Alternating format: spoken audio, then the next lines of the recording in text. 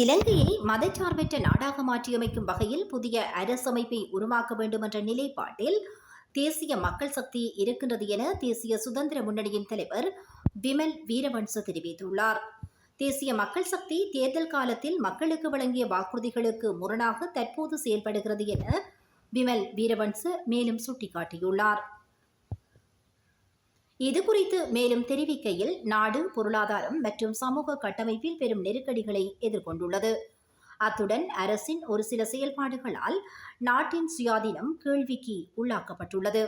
இலங்கையின் தேசியத்திற்கு முன்னுரிமை வழங்கி இந்த அரசு செயல்படாது. புதிய அரசமைப்பு உருவாக்கம் குறித்து தற்போது பேசப்படுகிறது.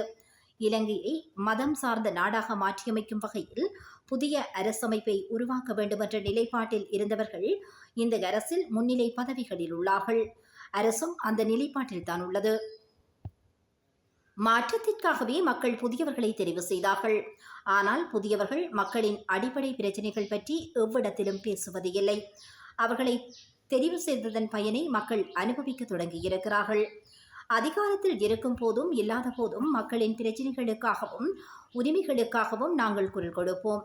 தேசியத்தை பாதுகாத்தால் மாத்திரமே இலங்கை என்ற அடிப்படையில் முன்னேற முடியும். தேசியத்தை பாதுகாப்பதற்காக செயல்பாட்டு ரீதியிலான அரசியலில் நாம் ஈடுபடவுள்ளோம்.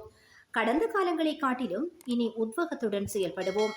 தேசிய மக்கள் சக்தி தேர்தல் காலத்தில் மக்களுக்கு வழங்கிய வாக்குறுதிகளுக்கு முரணாக தற்போது செயல்படுகிறது.